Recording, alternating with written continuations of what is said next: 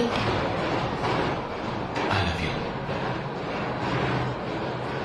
అంటే దాని అర్థం ఏంటి? ఐ లవ్ యూ అంటే ఐ లవ్ యూ. దాని అర్థం కూడా సరిగ్గా తెలియకుండా నీకోసం ఏమైనా చేస్తానని అర్థం. ట్రైన్లోంచి దూకుతావా? దొక్కను. మరి ఇప్పుడు నువ్వేమంటావు?